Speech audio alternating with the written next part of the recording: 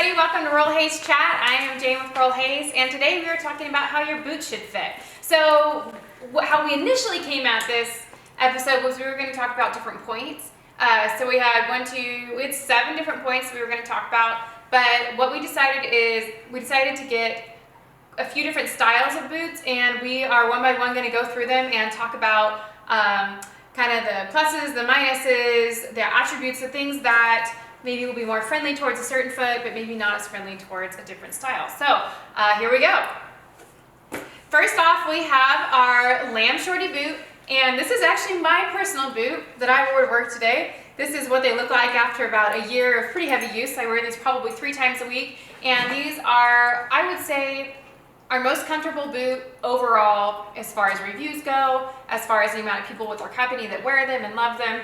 On almost any given day, there's someone wearing a pair of these at our shop and also at our warehouse. So, and I feel like it's a true testament as far as if you're at the warehouse, you are walking all day long. If you're at the shop, you're on your feet all day. And these are tried and true, they're a perfect style. So a few different things about this boot. This is a lamb leather, so it is going to be a little bit more stretchy than your typical leather. And also because of that, it's going to be a little bit softer. It is also a warm leather, so I feel like normally you'd be a little hesitant to wear a leather boot out in the snow, but I definitely do it with this one, and when it's freezing, this is a total lifesaver. It is really flexible. As you can see, this boot has a very supple feel to it and is a very soft leather. This does have a wonderful footbed to it, so if you look at it, see how this toe turns up a little bit? This is what they call a slightly sprung toe. So this is enough of a toe that is going to encourage you to have a natural walking motion. So as you go move forward and your foot rocks forward the way it's supposed to, your shoe is actually going to mirror that. And then it has a little over an inch heel. So it's going to give you a little bit of lift, but not anything crazy. And you can see that the heel actually ascends up just a little bit as you go to almost match the spring toe. And then you're going to see how worn the bottom of my shoe is. So do you see the rubber inlay here on the bottom? That will also add quite a bit to where all the pressure points are in your foot. And also it has a inside zipper. One thing that is really great about this inside zipper is you can see it angles forward just a little bit. And what that allows you to do is instead of stepping into your boot and moving your foot forward, you're able to move your foot into it, just kind of slide it on in. So if you have a heel in a boot, that's a plus. If you have if you have a zipper in a boot, that's a plus. If you have an angled zipper, it's a huge plus. So probably my number 1 boot right here as far as everyday wear, comfort, and fit. And then because that leather is so stretchy, I have my one foot, I had a bunionectomy on it, and so it's a completely different shape than my other foot. So this actually fits my left and right really, really great. We have a lot of ladies who travel for a couple weeks at a time, and they will bring this boot if they have heel problems, foot problems, any type of abnormalities, just because it is such a soft leather. So if you have a pressure point on this leather, it's not going to bind onto that. It's going to start to stretch to allow that to be more comfortable. Ooh, our Spirit Quest. Totally switching gears with this boot. So as you saw, that last boot had a true round toe. This one does have a very similar toe. It's also round, but it's a little bit more of a J-toe style. So as you can see, it's got a little bit more of a point to it, so it kind of comes at more of a sharper angle. So it is still a very comfortable toe. If you're one of those who wants a little bit more room in your toe box, this is a great way to go, but it keeps it really stylish as well because it's got the fringe, it's got all the studs, everything. This is also a pressed leather heel and sole, which the other one was as well. If you do have a hard time finding things that work well with your heel, your best bet is to distribute the weight throughout your heel as evenly as possible. And this really allows that to happen because it has a little bit of a wedge heel. So instead of all of your pressure being maybe in this area and kind of putting pressure on the back here, it's going to distribute your weight and pressure throughout this entire region. And if you look at it, this lines up perfectly with the rest of the foot. So your pressure is going to be incredibly consistent. It's a very, very, very comfortable boot. And then also, this talks about leather, right? So this is another one that has a really soft leather. If you were packing, you could totally roll it up and just stick it in your suitcase like that. So this is a very comfortable leather. I think that's something that is really important if you are not just planning on walking around in it, if you're planning on sitting in it, if you want to cross your legs, if you're maybe going to wear it to the office. And so I think that sometimes you have to take that into consideration too, right? I feel like usually we buy a boot, we assume it's going to be comfortable when we sit, but we want to know about how it's going to be when we walk. But anytime you have a taller shaft boot, you also want to take into consideration the comfort of the shaft. If it has maybe a really broad zipper in the back or a really, really broad ribbing along the top, when you cross your legs, it might have a kind of a section of uncomfortability against your kneecap or against your other leg. Big plus on this one, it also has a stretch calf. So for those of you that have maybe a little bit more athletic calves, if you find something that has a stretch panel, it's a huge attribute as well, because it allows you to have something that forms to your leg but won't float around it the entire time, right? So it'll fit over your calf, but you won't have this huge pool of leather going around it. Also great if maybe it fits perfectly without jeans on, but if you are one of those who wants to wear jeans or leggings with your pants, it has a little bit of stretchability so that you can do that. It has a full zipper, kind of like we talked about earlier. One thing to look for is, does the zipper actually go all the way down? And this is really going to impact people who have a high instep or a high arch or maybe a little bit wider foot. Really, any extra room you can get in here is pretty much key. We got a little fun little game here going on called Is Jane Gonna Get Hit in the Face? Okay, this one is another one of our top sellers, and you can actually tell. I'm gonna grab my lamb booty real quick. It has a very similar heel and footbed as the lamb booty. And so what that's gonna do is it is a block style heel, so one thing you're also going to want to look for if you have heel problems is to make sure that the heel of the boot is actually larger than your own physical heel. And what that'll do is help you to distribute the weight again, because that is kind of the key, is making sure that your weight is distributed in a way that doesn't cause pain to your heels. So it does have a fairly low heel. It has a very round toe, which is great.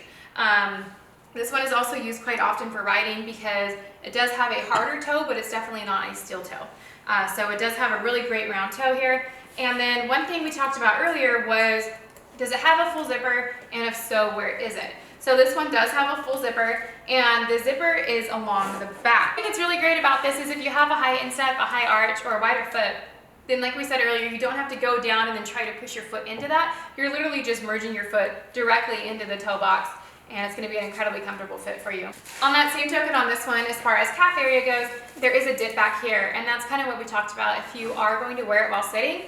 For instance, if I had a really tall boot on the bottom of my calf, on the top of my calf, it would be cutting up into it if it didn't have this dip. And so this dip makes it incredibly comfortable. If you're going to be sitting in it, if you're going to be riding in it, whether it be a horse or a Harley, your leg is going to have some type of a bend to it. So you want to make sure that you have the ability to have a comfortable back of the calf. And then on the same token, we actually have a brown version of the same boot. So these are ranked, I think, like number 4 and 5 on our website as far as popularity. So I just wanted to be able to show you guys the brown version as well. Okay, this is a fun one, and this is actually a boot that's very near and dear to my heart. This is one of the first ones that we ever carried. I was at Denver Market and I chose 4 styles, and this was one of the styles. A few different things. So it does have a higher heel, but as we talked about earlier, as long as you have a spring toe, you should be fine. You see how the toe turns up a little bit? So that it's not actually completely flat. So that's what I meant as far as encouraging a natural walking motion. Because the reality is when you walk, you don't walk like this, right? You walk like this, you turn your toe. And so a heel really is only very uncomfortable if you are walking in it. Usually you can stand in a heel and feel pretty comfortable. You'll notice sometimes, like if you put on a pair of high heels, in the beginning it's really comfortable until you walk around a little bit. And that's usually because your foot is walking in a manner that isn't necessarily natural to it. So if you're able to have a spring toe on that shoe, it'll actually make it a much more comfortable experience for you. And it's neat because heels you can't really do that with, wedges you can't, but boots are one of the only pieces of footwear where you can have a tall heel and a spring toe all together, so you can be incredibly comfortable. So this does have a taller heel. And one thing that makes this baby a bestseller is if you look at the calf circumference, this has a 15-inch calf circumference, and most of our boots have a 13-inch or an 11-inch calf circumference. So this is another one that's really friendly to people who have maybe a more athletic calf, or if you're even just a little bit shorter and have broader calves, this is a great boot for you. And then also, if you are someone who wants to be able to wear jeans under your under your boots. If they fit perfectly without jeans, but they're maybe a little bit tight when you have them on, this is another great alternative. And this is just a great basic leather. As a rule of thumb, boots that have 2 layers of leather, like for instance this one has an overlay and an underlay, sometimes do take a little bit more time to break in, and sometimes do take a little bit more time to form to your foot. And that's just because it's trying to form 2 layers of leather to your foot versus just one. Never know what's coming at me next. Okay, so this is our black gray ankle cutout bootie. And we have about 6 different color versions of this one. This one is incredibly comfortable for a few different reasons. So it does have a little bit lower heel. It has a round toe, but as a rule of thumb on the Corral brand, any other booties, you want to actually go a half size up if you're in between sizes. So I'm at 8 or 8.5. I always go with the 8.5 in any of the rubber soled round toe booties from Corral. This is a leather boot though. So this one is really popular because it does have zippers on both sides. So if you check it out, don't worry, I'll help you look at it. You're able to open up both zippers. So if you have maybe a funky ankle, we have a lot of women who have a fused ankle, or they have a wider foot, or they have a bunion, or they have a high instep. This is really great because you're able to get your foot into there, and then once it's in there, it can zip up and be comfortable. One of the hard things if you have a high instep or a high arch is that a lot of times right here will start to stretch out as you're getting into the boot, and then once you're in there, it's got a little bit too much room.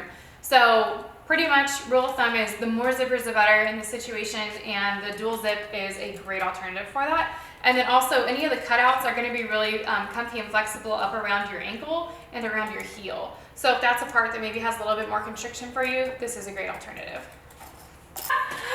Okay, so this is another one that's great, and the reason why I chose this one is because it does have that inside zipper, but for ladies that have a wider calf that are mostly boot cut jean wearers or want something to wear underneath the boot cut jean, this is a perfect alternative because if you wear your jeans over it, all that's showing is the snip toe.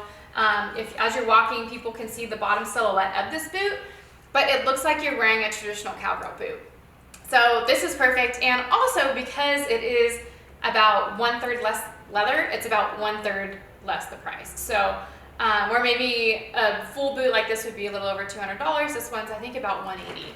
And this is a great alternative if you have a little bit wider of a calf. This is a perfect alternative because you only see the bottom, and no one is any the wiser that you actually don't have a full boot on.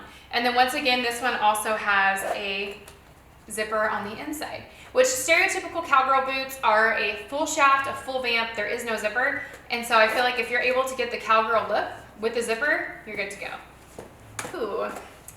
Okay, so this one, also another one with a great spring toe, a little bit higher heel, but because of that spring toe, it actually allows it to be a really comfortable boot. The reason why we chose this one is because it has that back zipper. So this is kind of what we talked about with the tall harness boots, was that anytime you can find something with a tall zipper where you can move directly into the boot instead of going down and then going in, this is a great way if you have high instep, high arch, or a little bit wider foot, just because it'll make for a much more comfortable merge into the boot.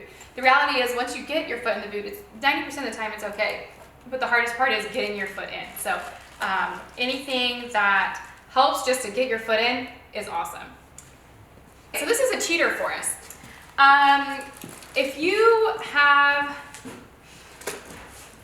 I don't know, maybe a bad ankle. So my mom has broken her ankle twice in the same spot because she's just really good at it, I guess. She hasn't broken the other one at all, but literally twice in the same spot. So she wears mules. She loves mules. She loves that when she wears her boot cut jeans, it just looks like a regular boot, but that she doesn't have to push her leg into her ankle into anything. It doesn't have to bend into anything. The fact is it doesn't bend, and it's actually got some deformities because of the joints. And so she thinks that mules are great, and we have a lot of women who absolutely love mules for that reason.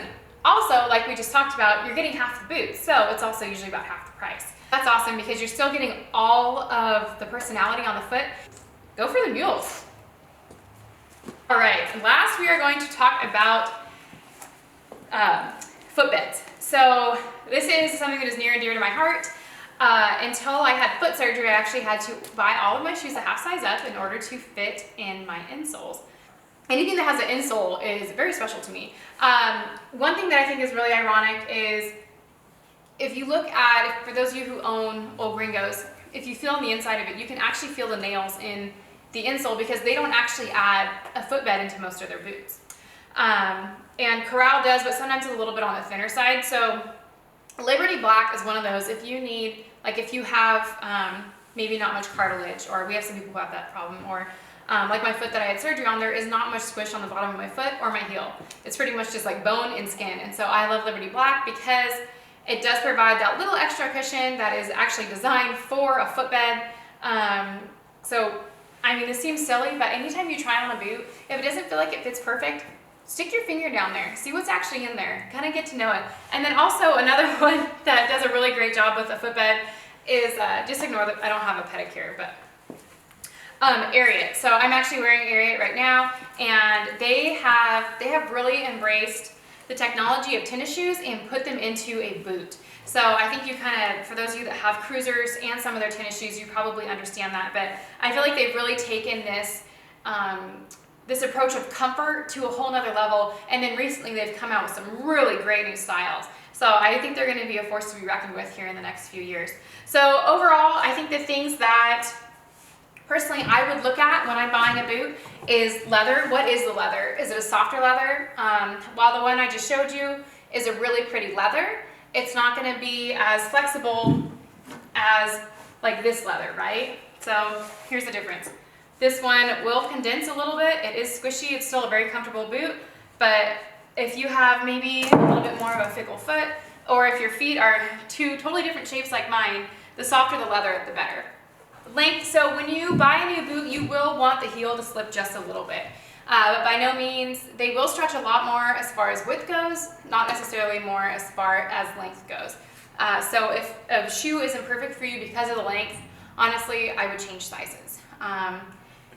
If it's width, if it's tight, you want it to be snug. If it's roomy when you put it on the first time, you're going to be floating in it in a few months. Heel and toe. So on your heel, you want to take into account obviously how high the heel is, right? And if it is a higher heel and you love it, look at that toe to see, does it spring up? Does it have a curve to it? Is it going to be comfortable when you're walking in it? Footbed, check out the insole. Don't be afraid to shove your hand down in there. Ask the people who are helping you out, like, hey, what is this insole? What do you think are the positives of it, right? Because that is really important, because that's where most of your weight goes, right? Is on your foot pad right there. Zipper, where is the zipper? How many are there? Are there two on the side? Is there one on the back? Is there one all the way down? Is there just one on the side? Get to know what type of a zipper that your foot likes. And then lastly, calf. If you do have a larger calf, or if you just aren't comfortable with things being around your calves, maybe you want to go with one that has a 15-inch calf or bigger. Maybe you want to go with one that has a V cutout in the back of the calf. Or maybe you simply just want to go with a mule or a shorty boot that looks like you're wearing a traditional cowgirl boot, but you're actually not. No one else needs to know. Anyway, thanks for tuning in. Let us know if you guys have any more questions on boots or the fit of boots, how they're made, where they're made, what I eat for breakfast, you know, stuff like that. Thanks for tuning in to Roll Hayes Chat, and we'll see you again next week.